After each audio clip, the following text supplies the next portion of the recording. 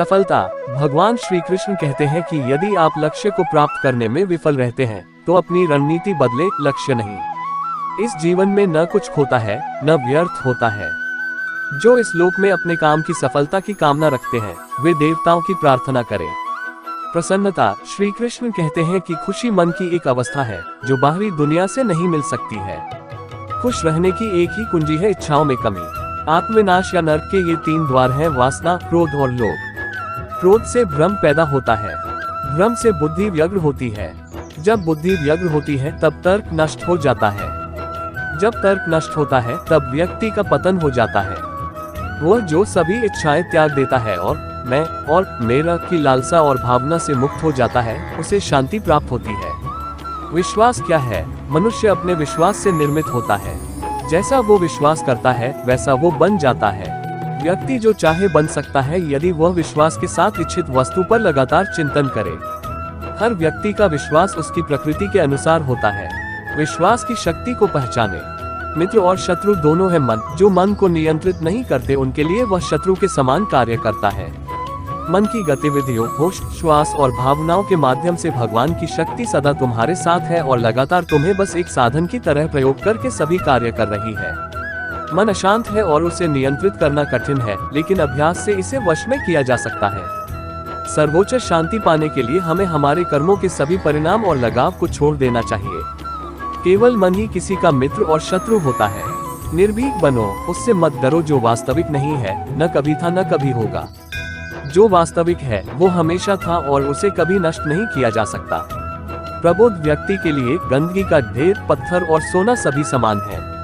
संशय न करो। सदैव संदेह करने वाले व्यक्ति के लिए प्रसन्नता न इस लोक में है न ही कहीं और। आत्मज्ञान की तलवार से काटकर अपने हृदय से अज्ञान के संदेह को अलग कर दो। अनुशासित रहो। उठो। संदेह, संशय, दुविधा या द्वंद्व में जीने वाले लोग न तो इस लोक में सुख पाते हैं और न ही परलोक में। उनका जीवन निर्णयहीन, दिशाहीन और भटकाव से भरा रहता है।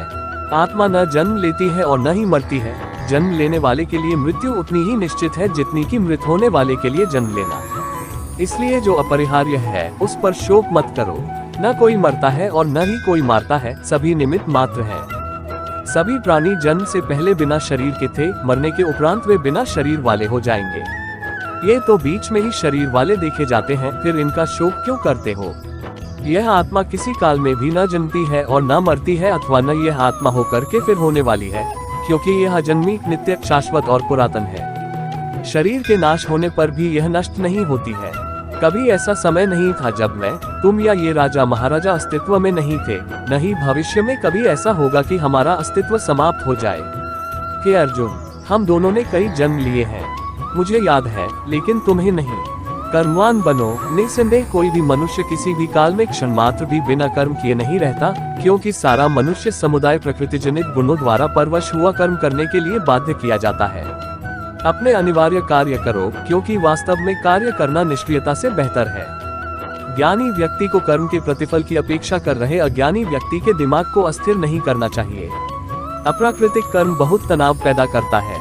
किसी और का काम पूर्णता से करने से कहीं अच्छा है कि अपना काम करे, भले ही उसे अपूर्णता से करना पड़े। बुद्धिमान व्यक्ति का मुख सुख में आनंद नहीं लेता। कर्मयोग वास्तव में एक परम रहस्य है। जो मेरे साथ है मैं उनके साथ हूँ, संपूर्ण ब्रह्मांड मेरे ही अंदर है। मेरी इच्छा से ही यह फिर से प्रकट होता है और अंत में मेरी इच्छा से ही इसका अंत हो जाता है।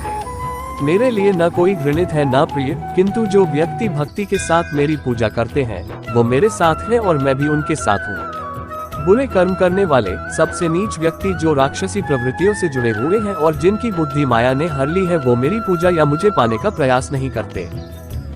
हे अर्जुन, कल्पों के अंत में सब भूत मेरी प्रकृति को प्राप्त होते हैं, अर्थात प्रकृति में लीन होते हैं, और कल्पों के आदि में उनको मैं फिर रचता हूँ। मैं उन्हें ज्ञान देता हूँ जो सदा मुझसे जुड़े रहते हैं और जो मुझसे प्रेम करते हैं। मैं सभी प्राणियों को समान रूप से देखता हूँ, न कोई मुझे कम प्रिय है न अधिक। लेकिन जो मेरी प्रेम पूर्वक आराधना करते हैं वो मेरे भीतर रहते हैं और मैं उनके जीवन में आता हूँ। मेरी कृपा से कोई सभी कर्तव्यों का निर्वाह करते हुए भी बस मेरी शरण में आकर अनंत अविनाशी निवास को प्राप्त करता है। हे अर्जुन, केवल भाग्यशाली योद्धा ही ऐसा युद्ध लड़ने का अवसर पाते हैं जो स्वर्ग के द्वार के समान है। ईश्वर के बारे में भगवान प्रत्येक वस्तु में है और सबके ऊपर भी। प्रबुद्ध व्यक्ति सिवाय ईश्वर के किसी और पर निर्भर नहीं करता। सभी काम छोड़कर बस भगवान में पूर्ण रूप से समर्पित हो जाओ। मैं तुम्हें सभी पापों से मुक्त कर दूंगा। शोक मत करो। जो कोई भी जिस किसी भी देवता की पूजा विश्वास के साथ करने की इच्छा रखता है, मैं उसका विश्वास उसी देवता में दृढ़ कर देता हूँ। हे अर्जुन, मैं भूत, वर्तमान और भविष्य के सभी प्राणियों को जानता हूँ, किंतु वास्तविकता में कोई मुझे नहीं जानता। ईश्वर एक अदृश्य एवं अकथनीय शक्ति है जिससे संसार की उत्पत्ति, पालन एवं लय होता है। मानवीय रूप में उसकी ऐसी कल्पना की जा सकती है कि उसके सभी ओर से ज्ञानेंद्रियां और कर्मेंद्रियां हैं। सर्वत पनिपादम एस, वह समय समय पर संसार में धर्म की पुनर्स्थापना के लिए सगुण रूप में अवतरित होता है। वह जो मृत्यु के समय मुझे स्मरण करते हुए अपना शरीर त्यागता है, वह मेरे धाम को प्राप्त होता है। इसमें कोई संशय नहीं है।